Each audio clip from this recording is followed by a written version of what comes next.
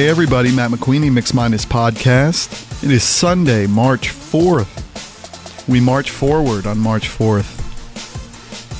I can't believe it already. March.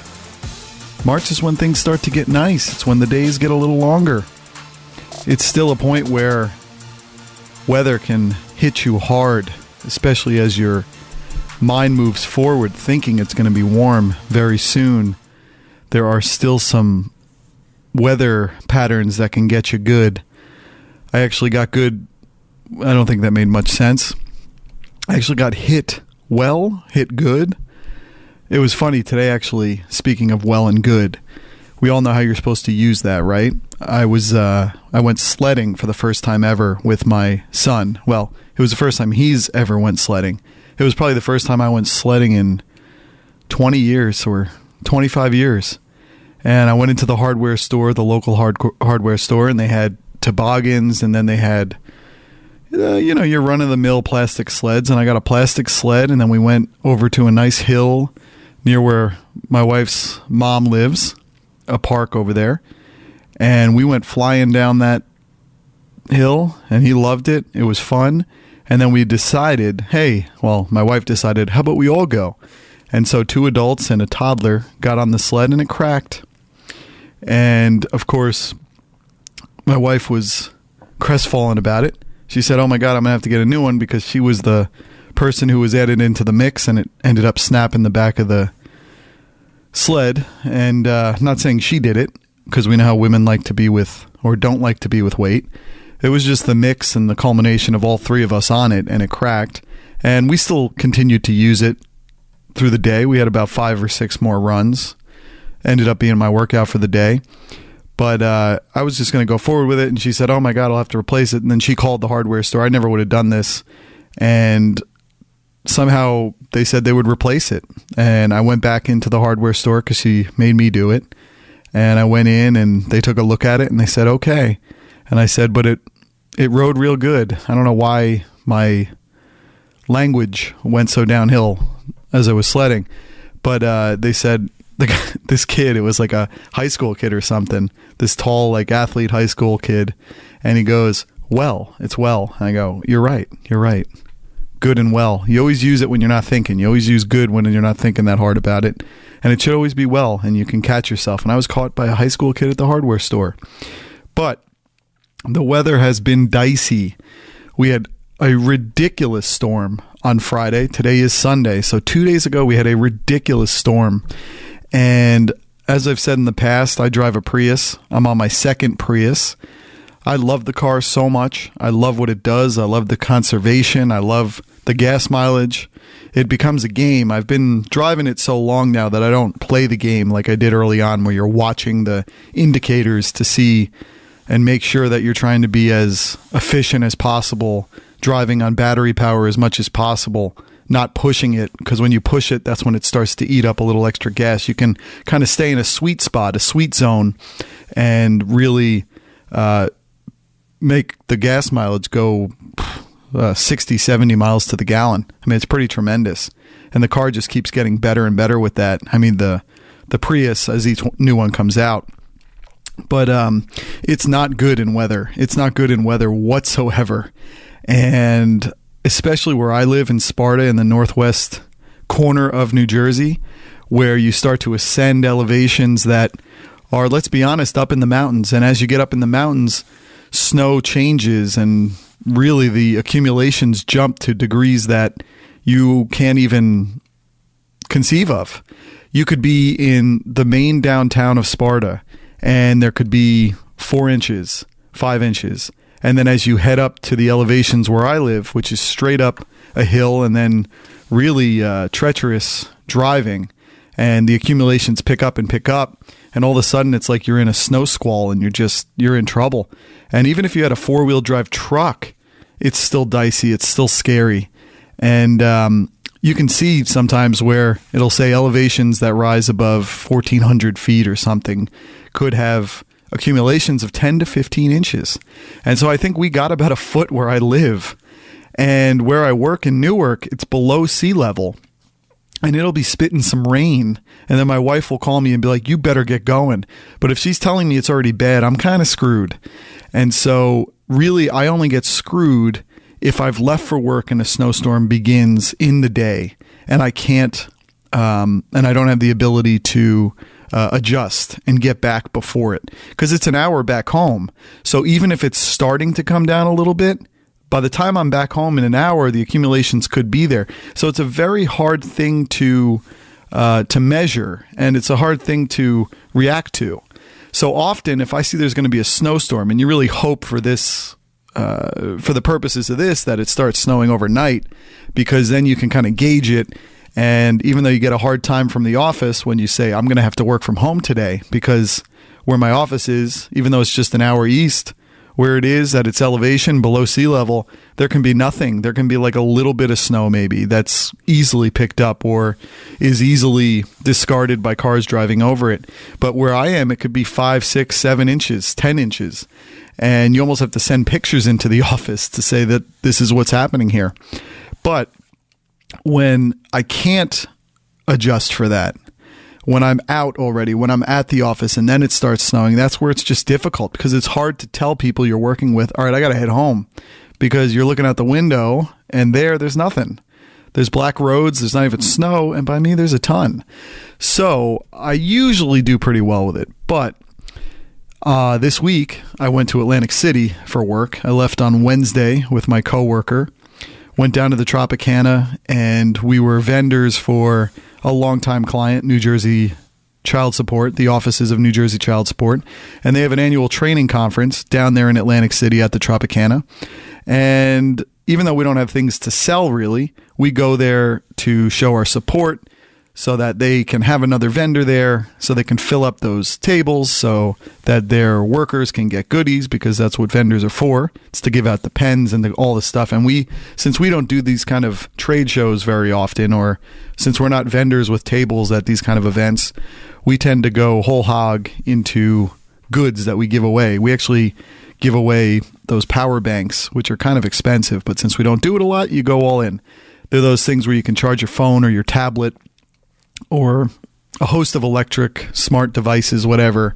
They're those rechargeable kind of battery chargers. So people love it. They're walking around looking for it. Who's got it? And you really see human nature in its truest sense there. You'll see people just kind of sneak in while other people are talking to us and try to swipe 3 or 4. And you're saying, why do you need 3 or 4? But I guess it's just the human need to take and to get stuff and to prove you were there and to prove you got something special. And of course, we're giving it away, so we shouldn't be that affected by it. But all of a sudden, you're getting all angry.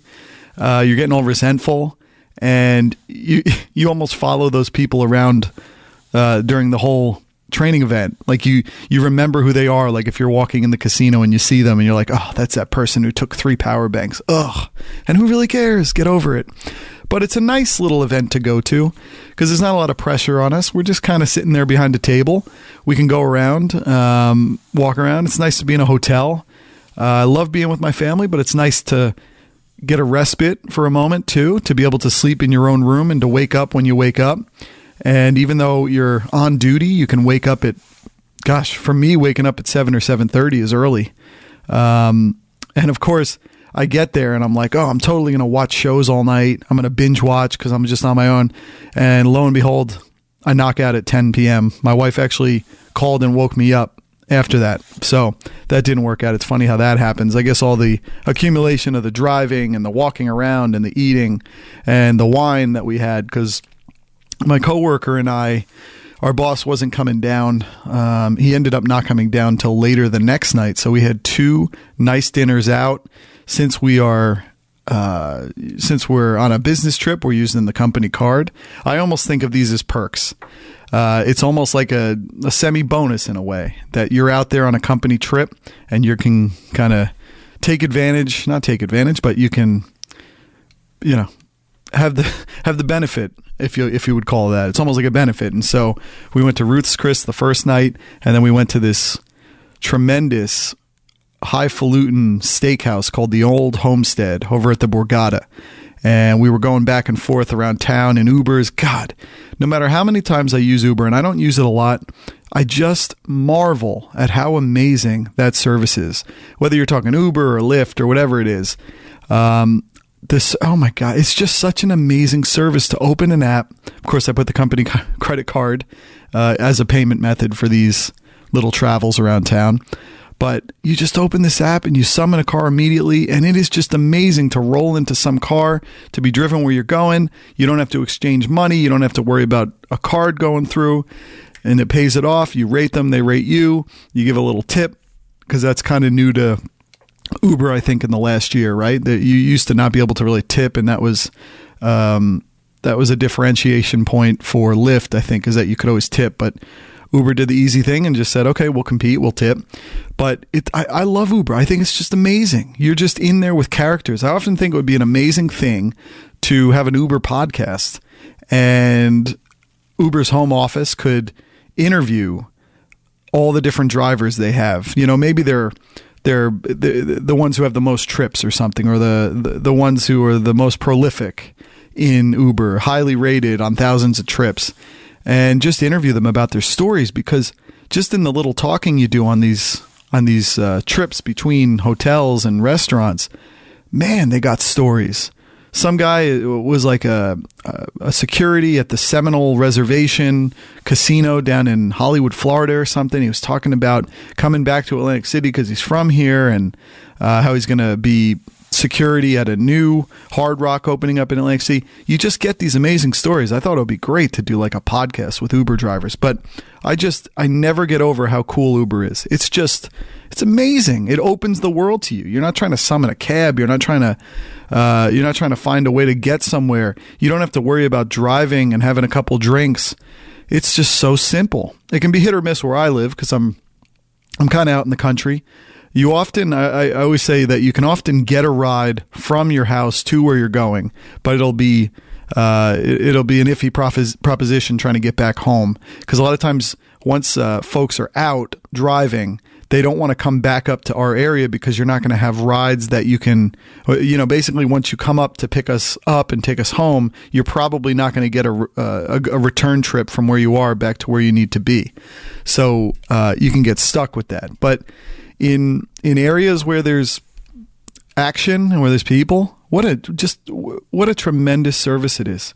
And I know I'm kind of late to that party. Everyone understands that, but I never get over it. It is technology come to life. And I still actually have to read this book by Brad Stone, which is about Uber and about Airbnb and a bunch of the new kind of, I forget the name of the book. I think it's The Upstarts or something. He wrote a book I loved on Amazon, The Everything Store. Really good book. So I really got to get into reading that book. I got 40 books in my digital queues between Amazon and Google and all these different spots. I got so many books. I got like 10 audiobooks.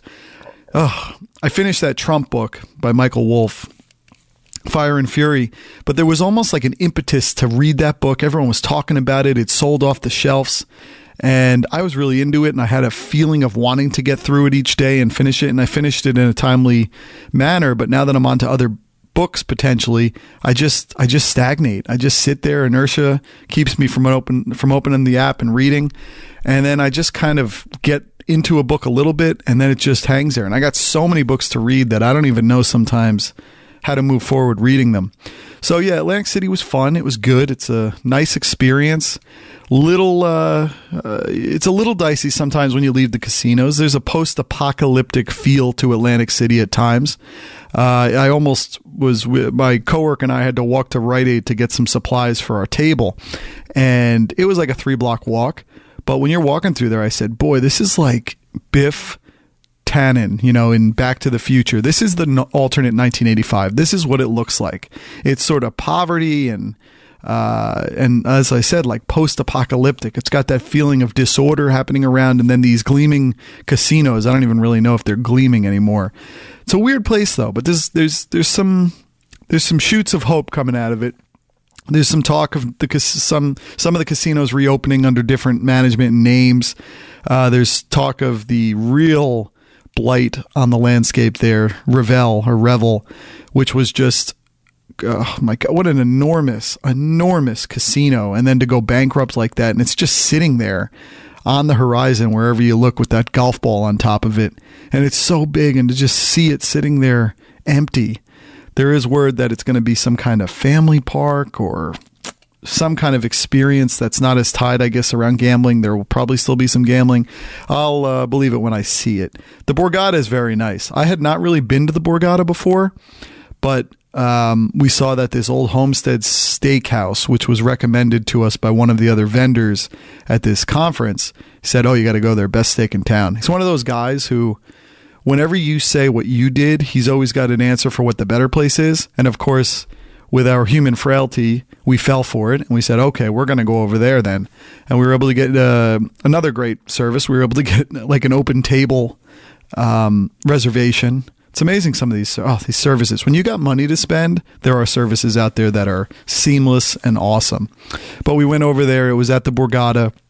Borgata is very nice. I'd probably say that's the nicest casino in town, having only seen about 3 of them. I think at one time there were 12. Now maybe there's 8, with 4 being shut down. But the Borgata just has that upscale feel. Everything just feels clean. There's no seediness to it. It's got really high-level restaurants and shops, and even the game area is nicer looking. The women attendants, who get your drinks, the waitresses, they're nicer looking even. Not that that's important, but hey, I'm just trying to say everything's nicer there. The Borgata's nice. I'd probably go and stay there at another time, because I really do not look forward a lot of times to going to Atlantic City, but that could be a kind of place to go, because you really want to go somewhere and just stay there and not have to kind of go around town. But actually this week I'm going to be going to spring training. First time in 4 years, I'll be headed back to the Grapefruit League down in Florida. My family, my dad, and it was always my dad and I, and then sometimes different brothers. I got 2, but at other times they would come. My brother Mike, my brother Tom, and we'd go to spring training to follow around either the Mets or the Yankees. Well, not to follow around, but to get yourself ported there. The Mets are over in Port St. Lucie on the east coast of Florida, and the Yankees are in Tampa on the west coast of Florida. We are Mets fans as a family, but we tend to go to Tampa because there's more to do there. It's a city, great restaurants, really great hotels. We like to go to the Embassy Suites there on West Shore, the airport Embassy Suites, and it's right across the street from the West Shore Mall. A lot of good restaurants, P.F. Chang's, and actually you end up seeing a lot of baseball players during spring training in that mall area, because it kind of tends to be the place where a lot of them congregate, going to dinner, going out to the mall to get stuff. The last time we were there, and my wife had actually started to come with us on this trip too over the years, and she was pregnant with Liam the last time we were there 4 years ago. But we went to this place, Seasons 52. It's a restaurant you can find up here in New Jersey too. It's kind of a chain, kind of got a Napa Valley menu feel, good foods, good wines, and just a nice environment, nice atmosphere. And when we sat at the table, we were told Reggie Jackson had just been sitting in that very table right before we had sat down. So you tend to really cross paths with these baseball players a lot, because in Tampa you have the Yankees right there in Tampa, and then right across the long, like 20-mile bridge, the causeway, I don't know what you want to call it, but you ride across this bridge over to Tampa. That's why they call it kind of Tampa and St. Pete. It's a sort of brother-sister city thing on the other side of these on the other end of this bridge. And so Tampa's got the Yankees, and then across the bridge by St. Pete and Clearwater and Dunedin and up north a little bit, you got the Phillies in Clearwater. You have the Pirates up there. I forget if they're... Where are the Pirates? I forget. I think Dunedin is where the Blue Jays are. But you got the Pirates, and then I think the Tampa Bay Rays used to kind of be by Tampa, but maybe they were too close to their actual home stadium, because I think they went down south a little bit to Fort Myers, which is also where or maybe they were Port Charlotte. I don't know. A lot of cities. The Cactus League, which is the other league of spring training, is almost a little better to go, because there's so many teams just in the Phoenix area. You don't have to travel very far. But in some ways, the travel at spring training is part of the deal. But in Florida, you kind of comport yourself in Tampa, and you can either go to the Yankees, or you could go to the Phillies, or you could go to the Blue Jays or the Pirates and whoever's coming into play. And then if you go out 45 minutes to the east, inland, is Lakeland, and that's where the the Detroit Tigers play, and they have a nice old style stadium called Joker Marchant Stadium, I think. And so on this trip, which we'll be going for the first time on a plane with my son Liam, first time, we're just going for it. But I really wanted to bring back this tradition. Spring training was so important to our, kind of our male bonding growing up as a group, father sons type of deal, that it had been sad when it had gone away. And then each year passes. And if we pass this year, we'd be at 5 years. And that's a long time. And if you don't reassert a tradition, it doesn't really come back. And so I told my dad, let's do it. Let's just push it through. And he was kind of fumbling around with wanting to do it or not, or to commit to it. I said, just push it. And it's going to be different. It's going to be potentially harder at times. It's going to be more rewarding in some ways to have a 3-year-old with us. There are certain realities when you have a toddler out with you, and if that toddler is not napping, which will probably not happen because we'll be in a different environment. And a lot of these baseball games, all of them, are in the afternoon. That's what spring training is sort of about. I'd say 1 out of every 5 games is a night game, so most of them are in the day. You got to take advantage of that Florida sun. Nothing like it. It's just beautiful to be out there. Us Northerners who go down there in shorts, and then all the locals are in sweatshirts and long pants because that's cold to them. 70 there is kind of cold to them because they're used to it. Their skin acclimates to everything. But for us, we roll down in shorts. They know exactly who to try to scalp tickets to. We're the outsiders. But it's actually funny with that scalping tickets. We went one time to Tampa, and it's hard to get tickets at that Tampa stadium because it is a high-level thing. It is high-level Yankees baseball. Being the Yankees, they even do spring training at another level than anybody else. It is corporate. It is professional. Not saying the others aren't, but there's more of a camp feel to a lot of other spring trainings. They're not sterile's not the word, but it's Yankees. It's what you would come to expect with Yankees. And so they sell the tickets out there at high prices. And so many people like to go down there as season ticket holders that there's not a lot of tickets made available. And they sell out even those that are available pretty early on in the process when the tickets go on sale online or by phone, I guess people might still call. So one time we went there, it might have been the 4-year ago trip, and we were going to try to scalp tickets. And so it kind of became a game where it was like, all right, let's see if my dad can go scalp some tickets. So he goes up and he doesn't get a good deal. The prices are little high. Then my brother goes up and he's the big negotiator and he doesn't get a great deal. So he comes back.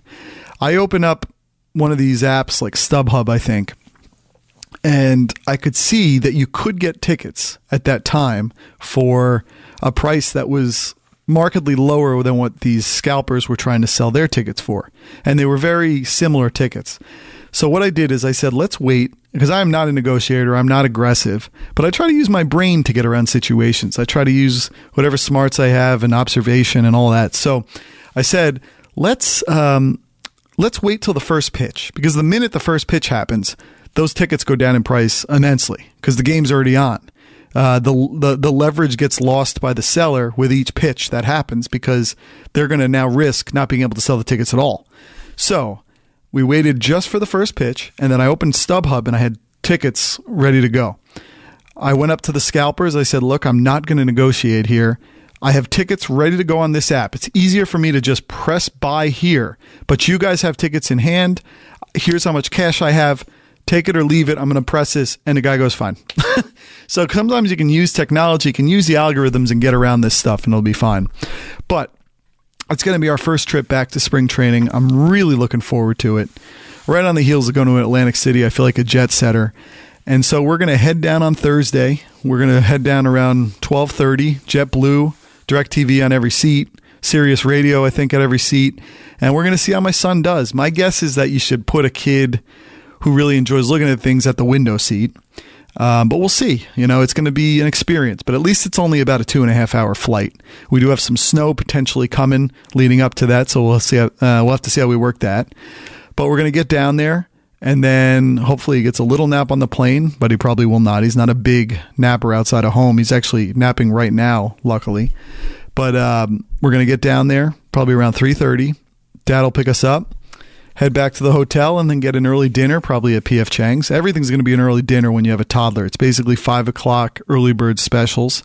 Head over to P.F. Chang's. Love my P.F. Chang's. And we're going to be in for the night. We'll be staying at an Embassy Suites down there. The manager's special, as I've talked in the past. Love that. And we're going to get up the next day. We're going to go over to Lakeland, as I said, where the Tigers play, because the Mets will be on a sort of road trip through Florida. They're going to be at Lakeland on that Friday. We got tickets for that, so we'll go see that. Then we'll head back. Nice dinner planned for that night at that Seasons 52, I believe. Then the next day, we got some tickets for the Yankees with the Mets coming into Tampa. So it's going to be it's going to be a balance on if my son will go to that game, because my wife's going to start to get freaked out if he doesn't get any naps. And if that's now the third day without a nap, he can get a little dicey with that. So look, you have to take the step forward. You have to try to do these things with a kid. You have to at some point re-energize and get back into traditions you once had. And there's no way to know if it'll work except trying to do it. And so we're looking forward to doing that. I'm looking forward to getting back to spring training. I love spring training in the sense that you get some warm weather on your skin and you know that you're only like a month away from a couple of 70 to 75 degree days hitting. There still can be cold. There still can be snow in winter. If you remember, was it 96 or 95 when the Yankees actually had snow on opening day? But you know that that's going to run out. There's not a lot of sand left in that hourglass or snow left in that environment, and you're headed towards warmth. And that's the key. You got to feel it. You got to kind of touch it, and then you're there. So baseball's upon us. I got a lot of my reading on baseball done there. I remember a bunch of years ago, I read the great Jane Levy book on Mickey Mantle. I love doing a good baseball book when I'm down there. I don't know if I have one right now. I have been reading that Dodger book by... what's her name? Is it Maggie? The Dodger book. Dodger book. Is it Maggie? Let's see. I don't know. Dodger. Why am I not thinking of her name? She's like a really good, she's a really good Trump opponent. And she actually has the president. Oh, that's how I'll look her up. The President Ruined My Week. That's her podcast. Oh my God, I hear like animals. I just had the pest control people come this week because we have a lot of like mice and stuff in our attic. And when it's the dead of night, you can hear them up there. Her name is Molly Knight. That's what it is, not Maggie. And there's like mice finding some kind of opening in the side of the house or something, and the guy came and put copper there, so I thought that would be it. But there's like a time of day, it's usually during my son's nap, where you hear them futzing around over there, so I keep hearing it in my vantage around here. But yeah, it's gonna be fun. We'll see how it goes.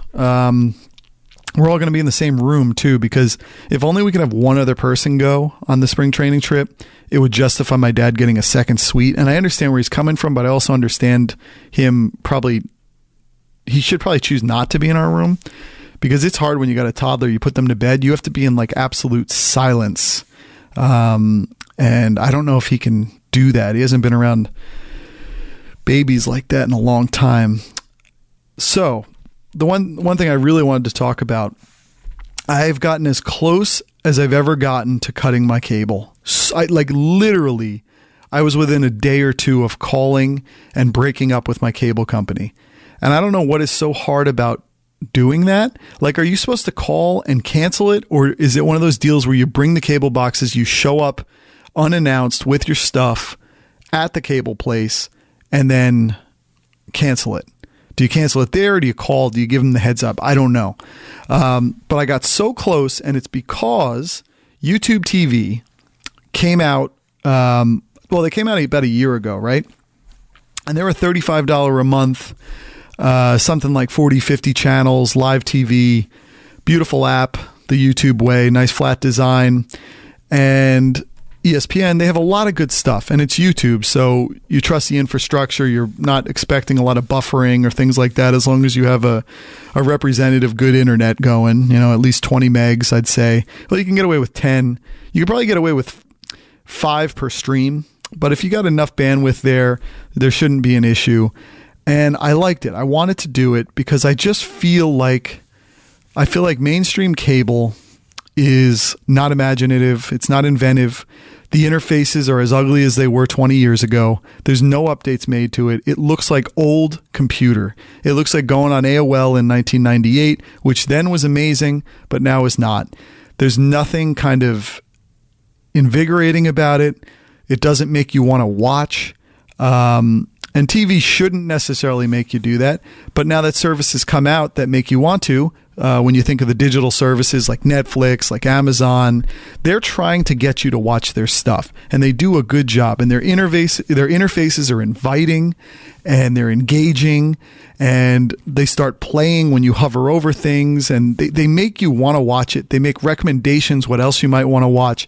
I love that. We come to expect that. It's the Amazon thing. It's I bought this, so you might like these things. It's an important thing, this whole idea of discovery. And cable does not do that. They don't do discovery at all. They just kind of fire hose the stuff at you, give you as many channels as you can think, and they just expect you're going to fumble around until you find what you're looking for.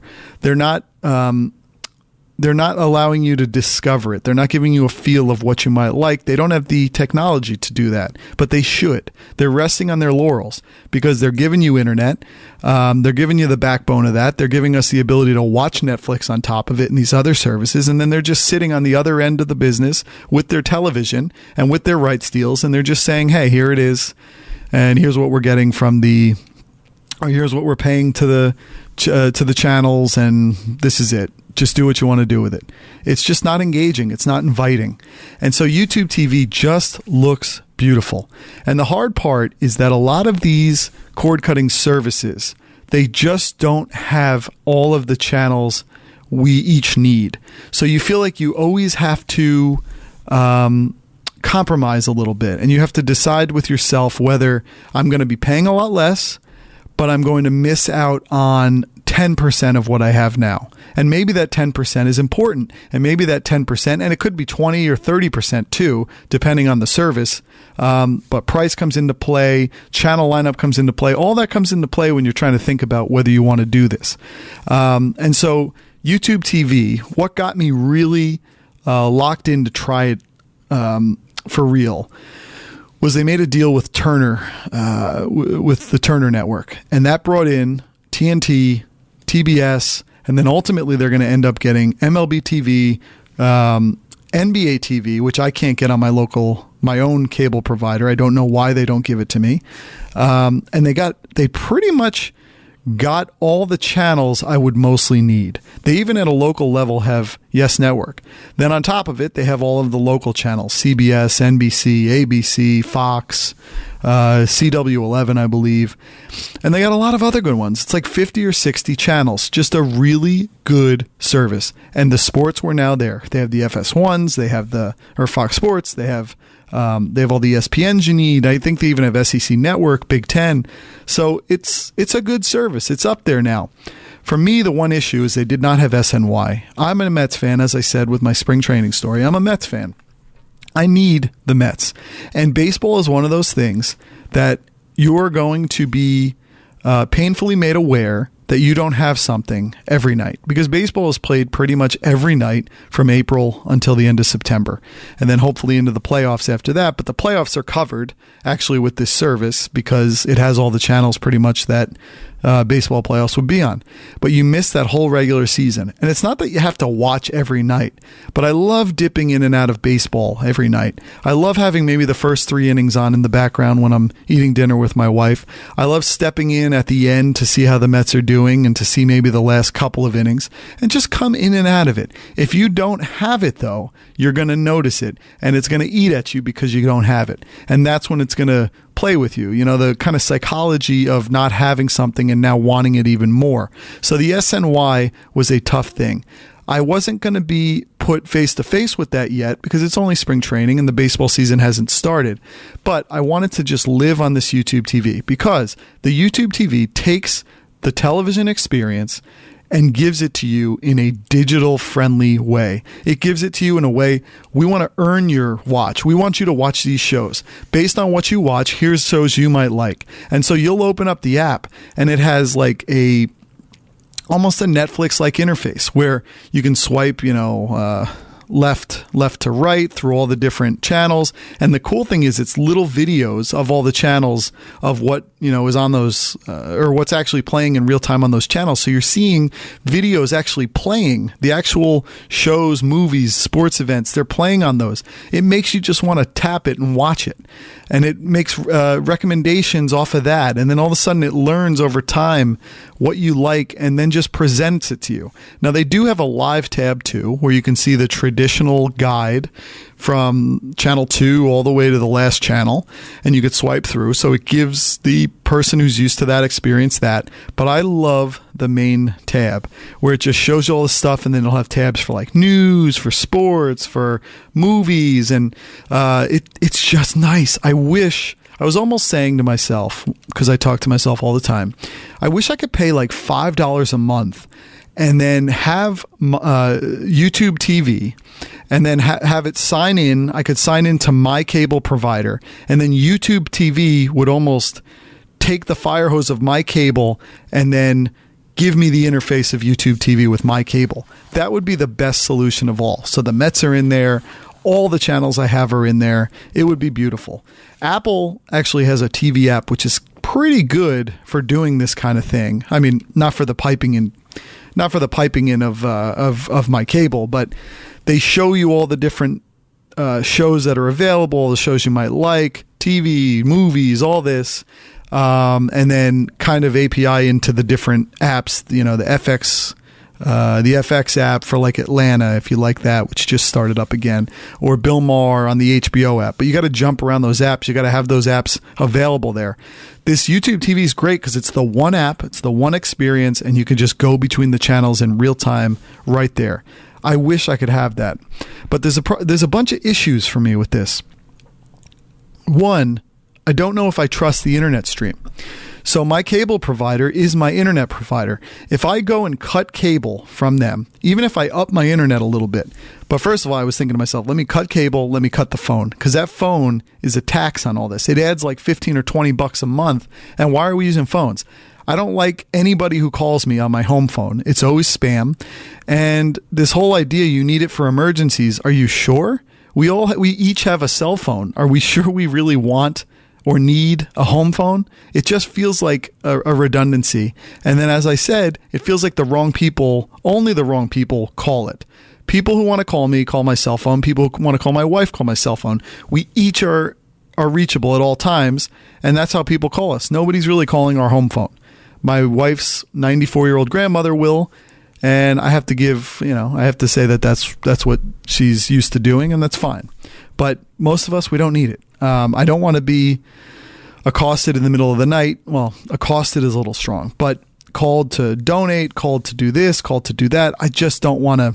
It's not necessary. So I thought to myself, hey, if we do a total coup here, if we cut cable, we cut phone, now all of a sudden our internet is either $64 a month or $72, whether you have 20 megs on the download or 30 megs. 20 is more than enough so far with streaming. I've never really had a problem with that. Again, 10 is almost enough if you have one stream going. But I thought if I cut that, now I'm there. Then you add the $35 a month for YouTube TV, and now you're about $100 or $105 all in for your live television and your internet. Right now I'm paying almost $190 for that. And so, you can save like $75 a month. That's a lot of money. That's like $1,000 a year. That's a lot of money. I mean, $75 in a month is meaningful. You don't even have to think about the $1,000 in a year. That's a meaningful amount of money that you can make up. But then you have to think, is it worth it? Is it really worth it? Is it really that much bigger of a deal to be paying $1 a day, $1 and change a day for live TV versus $3 a day? Because that's really the only difference when you think about it amortized over the month, is $1 a day or $3.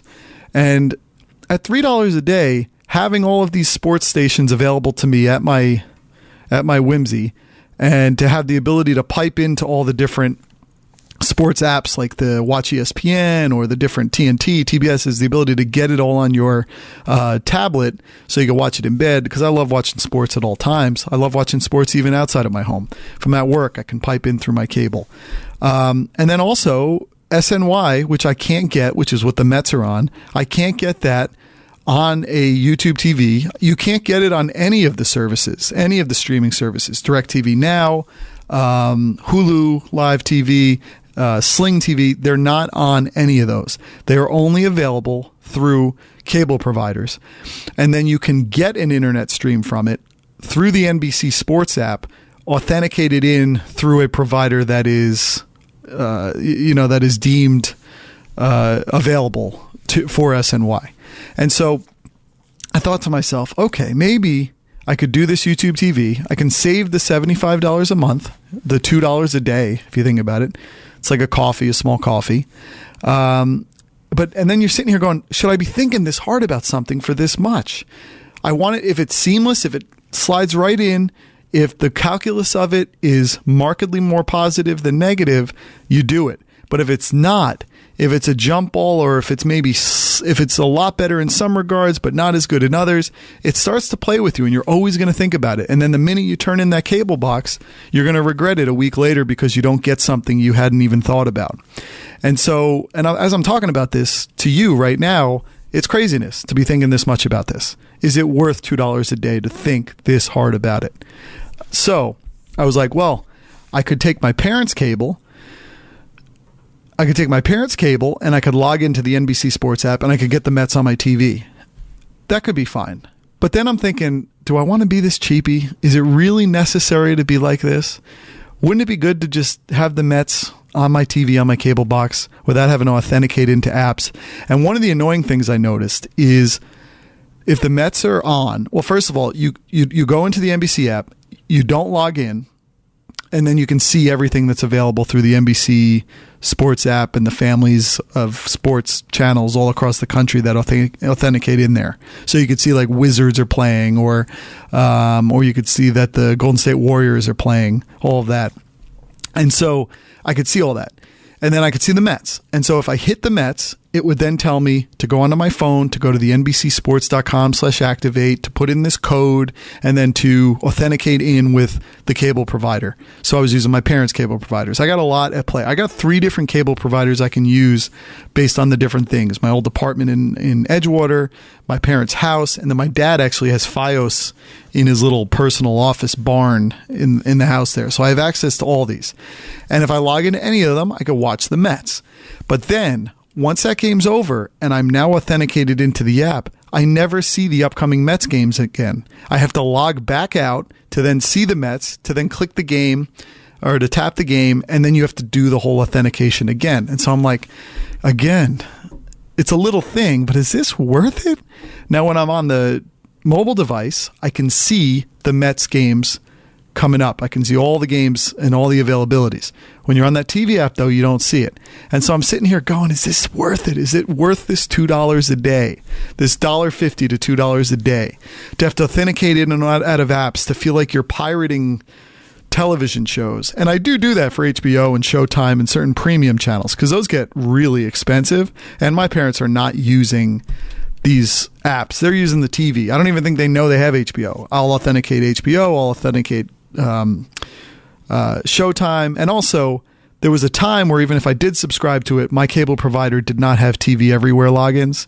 So I would use theirs to even get into it. And then I decided, well, you know what? I'm going to use it because I'll be the digital login for them. I'll just use it for that. So I have all my different things authenticated for that, and it works fine for those premiums. But for sports, I don't know. I want it. It's what I do. I love sports. Not what I do, but it's what I watch. It's enjoyable to me. And I kept going, is it worth $1.50 or $2 a day for this?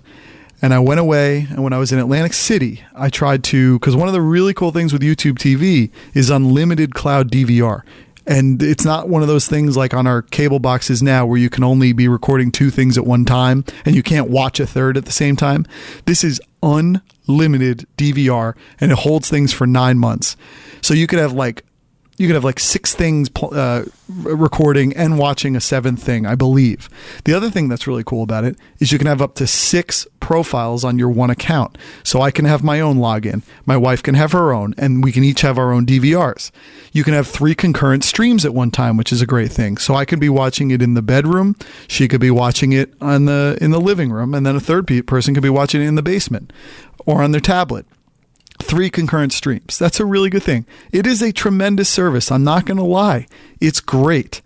But the cost of leaving my cable to go to it, yes, $75, up to $75 in a month can be great. But what if a week in I start getting some streaming problems? There's nothing you could do about it. You're going to call your cable company and go, hey, I got rid of cable. I'm not able to watch this service that replaced you. I'm not able to watch it over your pipes. What's going on?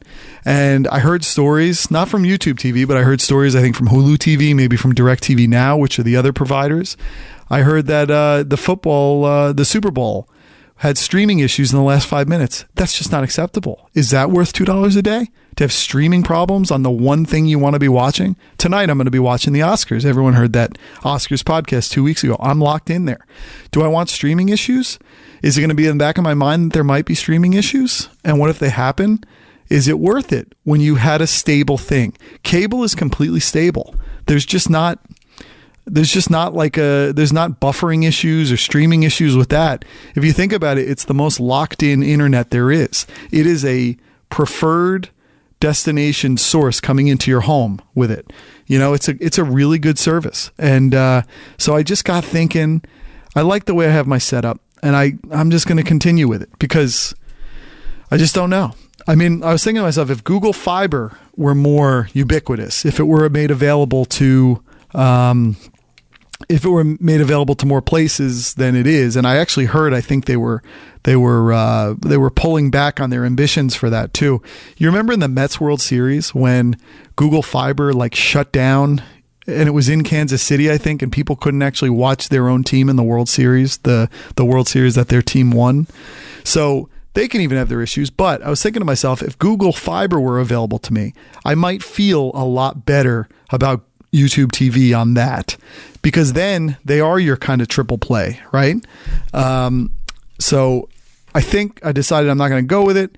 I did do the trial, and I did pay for 1 month for the $35. And it is something you want to do now if you're going to do it, because on March 13th, it goes from $35 to $40 a month. And so if you get in now, you'll be grandfathered in at that $35 a month price level. So that's where I am, but it's good. It's really good. And the availability, it's now on Roku and Apple TV.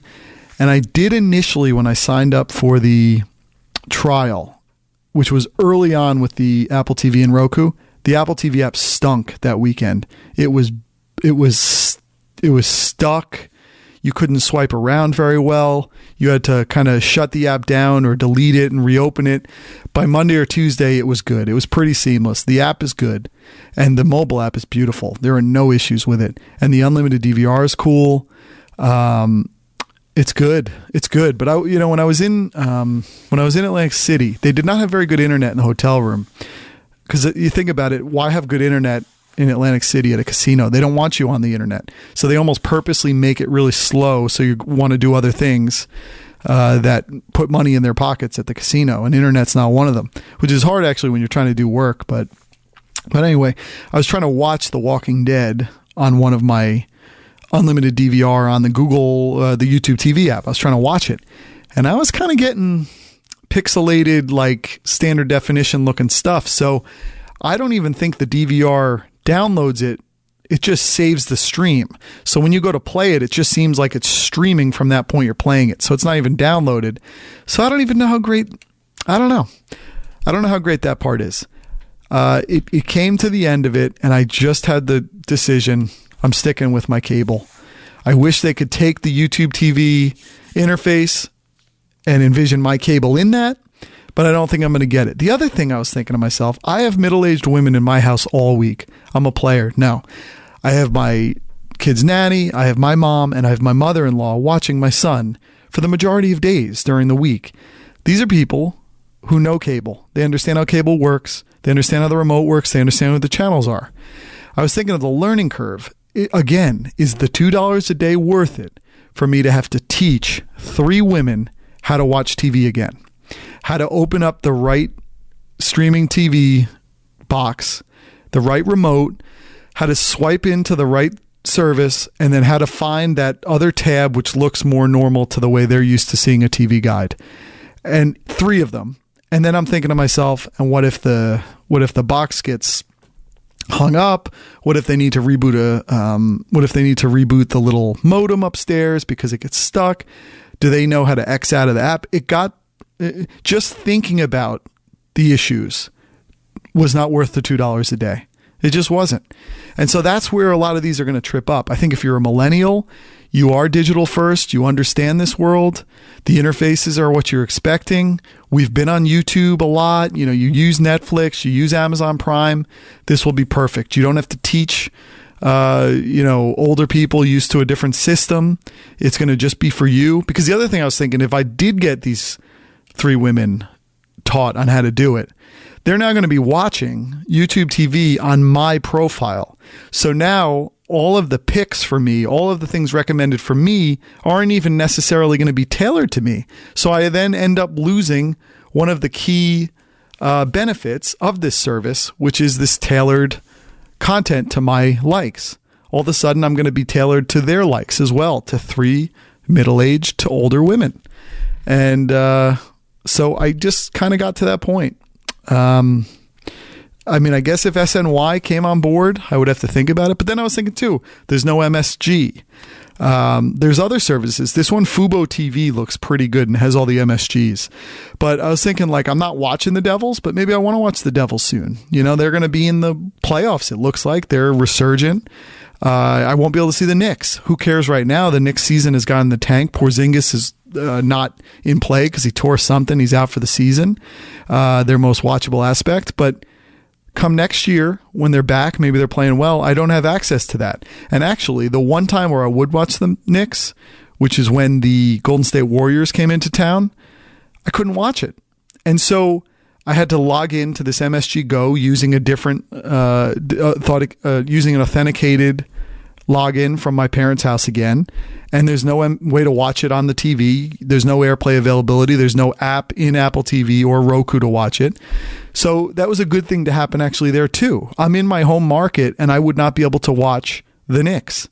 Now I watch the Nets. The Nets were my team growing up, and the Nets are available in YouTube TV because Yes Network is there. But you got to really play these things out and make sure it's going to serve your needs. Because is it worth $2 a day? Is it worth it to lose out on the different things you're going to lose out on? You really got to make that decision. Entertainment is a huge part of all of our lives. Content consumption. It's important to all of us. And it's a big part of the pie of the things we do. Yes, we read books, we read articles, we do all this. But for me, nighttime is about TV. It's about sports. And I've really been thinking to myself, this exercise of going through YouTube TV, maybe I have to make TV do more for me again. Maybe I got to use my DVR again. My DVR has just become a place for my kids' shows, and we really just use it as an archive for him to watch shows again and again. Daniel Tiger, Curious George. I will record Sports Center and Morning Joe in the morning and just kind of flow through those when I can. But I haven't even watched those enough. But maybe I got to reemerge with my DVR again to lock some shows down and be watching on there again. I'm mostly on digital services, but that's sports. That sports is important. One thing I've been really thinking is about using Netflix more as I talk about this. I'm worried about these $2 a day, right? And Netflix, we're paying, $10, $11 a month. And think about how often you might go days without watching Netflix. You just think of it as another channel in the mix. But then I'm like, I got to make this channel work for me a little more. It's got so much stuff, and there might even be a time where I go 3-4 weeks without opening and watching Netflix. It just is, it really comes down to what show you're watching at the time. Am I watching Billions? Am I watching The Deuce? Am I watching This Is Us? And, the other thing I was thinking about with DVR, I subscribe to Hulu, and Hulu without ads. So Hulu ends up being my DVR in some ways. My wife and I will watch This Is Us, or Atlanta's on there, or Fear the Walking Dead's on there. But This Is Us, it's pretty much our DVR for This Is Us, which is, by the way, a great show. And I have to tell you, one of the hardest things with that show has been the whole storyline with Kate and the miscarriage, because it was so surreal in terms of what my wife and I went through with that. It was so on point. And when we were watching it, and we're watching it in bed at night before going to sleep, you're like tearing up and you're like, oh my God, should I pause this? But no, this is art. It's good to experience. It's good to watch it. It's good to come to terms with it and try to get through it. But man, it was on point. But yeah, that ends up being our DVR. But I'm thinking to myself, Amazon Prime. I'm already an Amazon Prime user, so Amazon Video just feels like an add-on. I don't feel a need to have to watch it. It's there as a way when I want to watch something, I look up where that thing is available, and if it's on Amazon Prime and I'm already paying for that, I go in and get it. But I'm not like, it's not like a proactive thing where you're paying for it and you feel you need to get the use out of it. And so Netflix is like that. And I miss Netflix. I just miss watching it. Not miss it in the sense of long for it, but I just go time without missing it. I don't have a reason to open it up. And I decided, you know what? I want to start opening this up. Amazon or Netflix has the thing where you can download a lot of the content. And so I decided, I'm hearing so much about these comedy specials. I'm going to start downloading the comedy specials. And instead of listening to a podcast or Howard Stern on the way home, I'm going to listen to the comedy special on my way home, download it already in Wi-Fi. So I'm not using any data. And I just can put it up on my dashboard, and I don't even have to watch it. It's a comedy special, but you can kind of just see it in your, in your peripheral view there, right below the dashboard, so you're still paying attention to the road. So I was just going through it. I'm like, let me just start pushing through. Let me get some use out of Netflix. You got to find a way to use it. And so I watched the Chris Rock comedy special on Netflix. I didn't find it amazingly funny, which was weird. I almost wonder if podcasts have actually hurt a comedy show and comedy special in some ways, because when you go to it, it feels very manufactured. Everything is scripted, which is the point. They write down their jokes, they refine them, they get them to a point where they understand the hits and the punchlines and all that, and they're created to be perfect, bite-size, scripted, manufactured things. Podcasts are funny people just talking off the cuff, what's coming to their head. And they're so naturally funny and so real that sometimes I come across, like if Bill Burr, at times I'll roll through his podcast, the Monday morning podcast and the Thursday morning one. I'll just roll through it. And I think it's tremendous because he's just there trying to get through an hour. And it's almost like him building up his comedy special hour. And then when you go see him when you go to see his comedy show, you're like, whoa, this is like his podcast, but like This American Life. Like it's so scripted, point to point, and that's what comedy is. But I really have thought that maybe podcasts are kind of hurting the comedy special. But it was good, and it was a good way to get through it. They're almost all exactly an hour, so you're able to, with my hour commute coming home, I can roll through that. I'll tell you, the other one I saw, the Jerry Seinfeld special, that was really good. So he's come to Netflix, and he took Comedians in Cars Getting Coffee over to Netflix, and then he has these comedy specials. This one was really well done. It had little like interviews and outtakes to his life about coming up in stand-up. And then it was him, I think, at the Comedy Cellar, which is where I believe my wife and I saw him just show up and do a set before this woman my wife liked to listen to on Sirius. She had a comedy show, or one of her co-hosts was doing a comedy show at this place, and Seinfeld just walks in, and he's in this tiny little theater with he's 2 tables in front of us. It was tremendous. And so he was good. Seinfeld just blows me away. This guy made like hundreds of millions of dollars on his show, and he just gets back out, stomps the pavement, and just keeps working and believes in comedy and believes in coming out with more and more stuff. And it's something he has to do. He wakes up having to do comedy, and he's prolific. He comes out with such great stuff. And this special was just flat out funny. I mean, it was hilarious. The Chris Rock one was at times mean, I feel like. And it was like is didactic the word, where it's like trying to teach you too hard when I want to just laugh. So it had its moments. It was edgy though. It was a lot on the divorce, his divorce with his wife, and he was honest about that, and raising kids. It was good, but the Seinfeld one was tremendous. I'm also trying to get finally to just reemerge with Mindhunter. It's a really, really good show.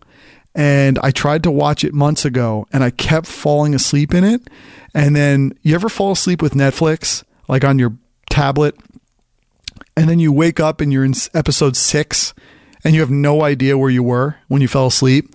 That's the one problem with Netflix. Don't fall asleep with it, because it's like falling asleep on a train and then you end up at the end of the line and you have no idea where you are and you're 20 stops past your house, and you don't really know how to get back. And the night's out, there's no more trains going back till the morning.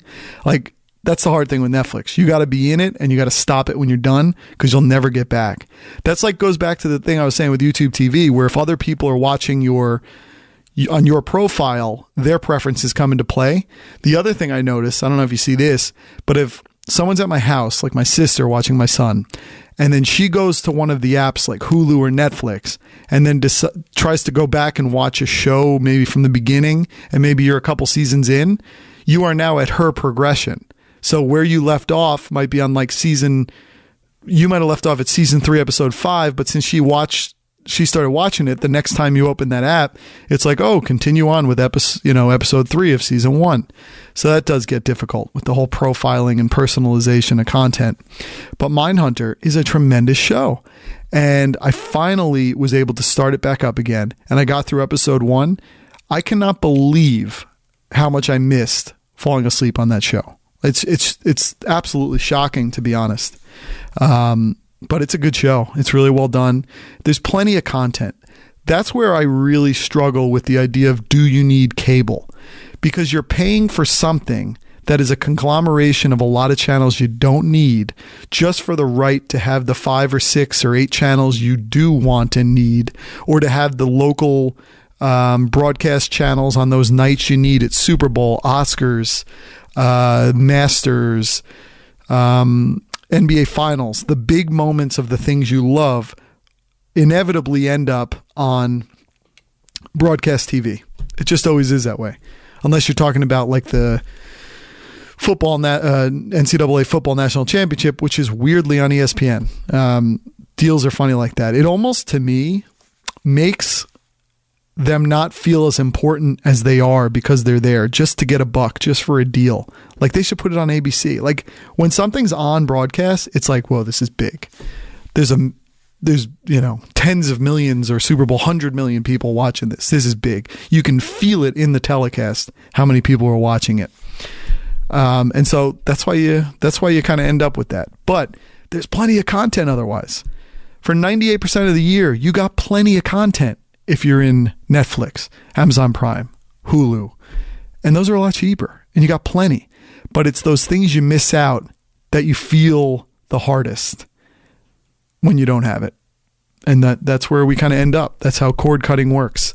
It's almost enticing enough to make you want to do it, but it's not enough to be better than cable. Unfortunately, the cable monopoly is still better. It just is. DirecTV Now, for instance, can look really good. DirecTV Now, by the way, has 2.1 million, or is it 2 million subscribers. Sling TV has 2.1 million. Hulu has 500,000. Hulu Live TV, and YouTube TV has 350,000. Those are big numbers. But like DirecTV Now, there's a package. The high end package is $70 a month. You're almost at cable at that point. So just get cable, because the cable thing is not going to be reliant on an internet connection. There's still something about an internet connection, going all in on it, that doesn't feel, at least to my 35-year-old self, maybe it's different to a teenager, it doesn't feel as stable as cable to me. That cable feels like it's never going to mess up, like it's never going to go out unless like the full power goes out. That thing is strong, it is time tested, and it just is not going to go out. I could be wrong, but cable just doesn't go out. And so DirecTV Now, you're paying $70 a month, And you're in a position where I guess up against satellite. Satellite and internet are probably somewhat similar. I guess satellite's more stable. I don't even know. But cable is a wire into your house, into your box. Nothing's wireless. It's right there. It's happening. And so unless you're going to make it markedly cheaper, which let's be honest, YouTube now is, it is $35. Going to $40 though, all of a sudden it's going to be up there with the other providers. And then what are you paying for? Cable is stable. That's my new saying. But, it's all a balancing act, and you got to go through them to come out on the other end with a strong conviction on what you want to do. And I'm only talking about cable TV. I'm not even talking about something important. Well, I think I'm going to end there. I had some other things to talk about, but it's been 2 weeks, so all of a sudden enough things get spoken about, and you're at the hour mark. And I don't want to take you guys much longer here. And my son will probably be getting up, and then this mouse running around in the walls here is going to scare me enough. I got to get out of here. So I'll talk to you all later. Thanks, folks.